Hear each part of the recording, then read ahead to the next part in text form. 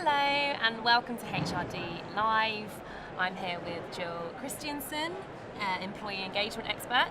Hi Jill. Hello, so pleased to be here. Oh, it's lovely to have you here, it really is. How have you found today? Today has been fantastic. There have been so many different topics that are being discussed, so many thought leaders and influencers at the event. It's just been incredibly, so much knowledge is being shared. Great. It's a wonderful event. Oh, fab. Yeah. So how can employee engagement be defined as it's so personal to everyone involved? Yeah, it is personal to everyone involved, but we find that when your employees are engaged, it means they trust your senior leadership team and they feel an emotional connection to your organization. And because of that, they go above and beyond the call of duty and give you a lot of discretionary effort. Mm-hmm. And that's why employee engagement is so important. Absolutely. Can you explain to me what the employee engagement roadmap is? Yes, so many organizations know that employee engagement is important, but they don't really address it. Or they'll conduct an employee engagement survey and they won't do anything with the results. And what that causes is employees to disengage even more. And so I always say to organizations, if you're going to conduct a survey, make sure that you then look at the results and create a strategy based on the areas where your employees say you most need to improve. So when I talk about the roadmap, I hear from organizations that many of them do not embark on an employee engagement journey, even though they know their culture is not where it needs to be, because they just don't know what to do next.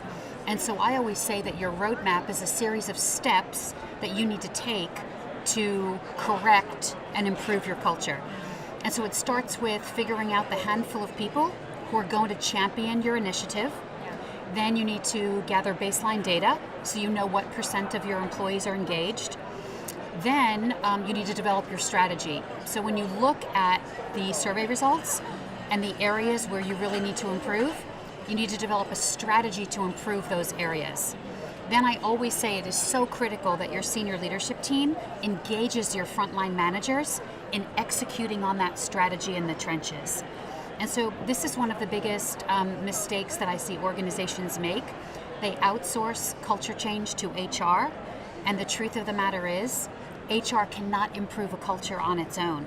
The definition of culture is how we do things here, and so it's critical for your senior leadership team to be involved in your journey and to get your frontline managers executing on that strategy in the trenches.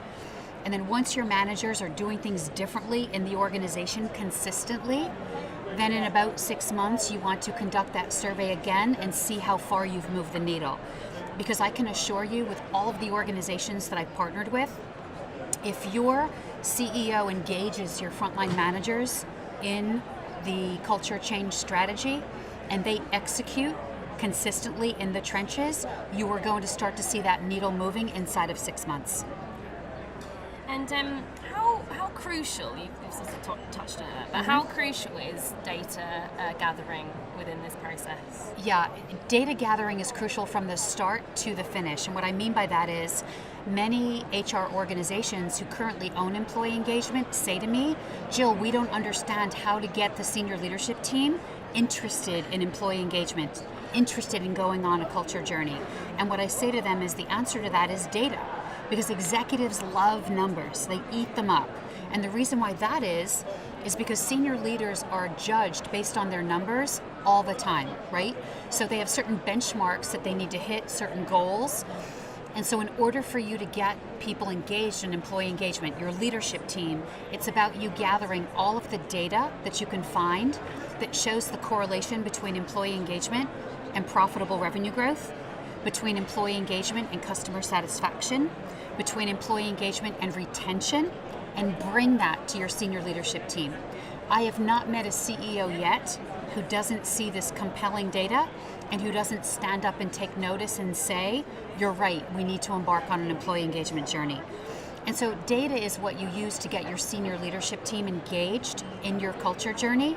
And then again, data comes into play again, because once you decide that you're going to improve your culture, you need to gather that baseline data, the voice of your employee, to find out what are our employees thinking? What areas are we strong in? What areas are we falling short? What areas do we need to focus on? And what do you think is an area that is heavily overlooked generally in HR? I think an area that's heavily overlooked as it relates to employee engagement is communication. And so lots of senior leaders think they're doing a great job because they're communicating openly and honestly and transparently. And while I give senior leaders a lot of credit for that, it's only half of the equation. You have got to create a two-way communication culture in your organization, because we know that employees trust leaders more and feel a deeper emotional connection to the organization if they feel like they have a voice at work and their voice is being heard. And so it's just not pushing content to your employees, it's also engaging them in a conversation about, what do you think? What's working in our organization?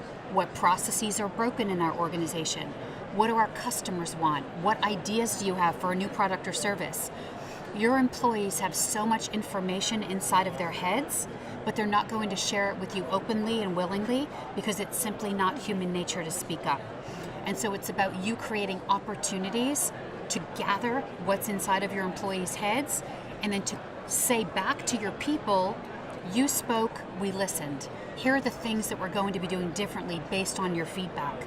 And again, this is such a great way to engage people, because then people see, wow, I have a voice at work, they're listening to me, my voice is heard, and that drives increased trust in leaders and that emotional connection to the brand. So, taking on board everything you've just said, what fundamentally needs to change? I think the biggest thing that needs to change is where employee engagement and culture change is placed inside of the organization. So it's my theory that the needle has not moved in 30 to 40 years. And we know that's not a theory, that's data, right? So companies spend billions of dollars trying to improve their cultures, yet employee engagement is still only at 13% globally, which is a really, really low number.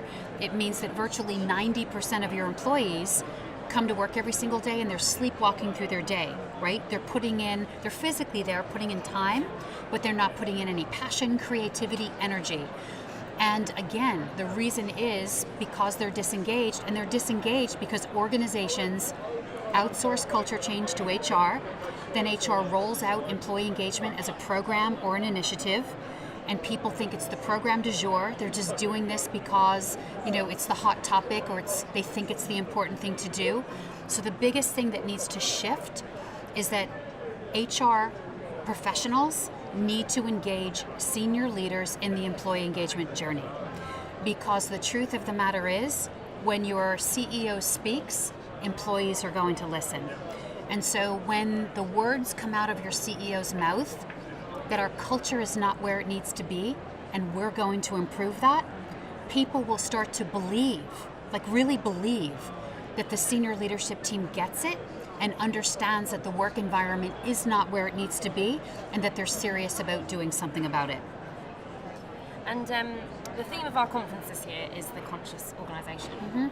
What does that mean to you as a term? So when I hear about consciousness, I think about awareness, right? So to what extent do I have my finger on the pulse of what's really going on, and I'm aware of the situation and the opportunity? And so I think HR professionals need to be more conscious, need to be more aware about the fact that employee engagement has been outsourced to me, but we will not succeed as an organization if I champion this on my own, or if only HR people are involved in the solution. And so it's really an awareness that you can succeed in this space if you approach employee engagement as a team. You will not succeed in this space if HR is the only player on the team. And so it's that broader awareness of why the needle has not moved in 30 years, and saying, but we want the needle to move, our employees deserve the needle to move, and so what different approach could we be taking that will actually get us and our employees and our shareholders and our customers those results that they deserve? Thank you so much for your time. You are welcome. Today. That was wonderful. Thank you. Absolutely.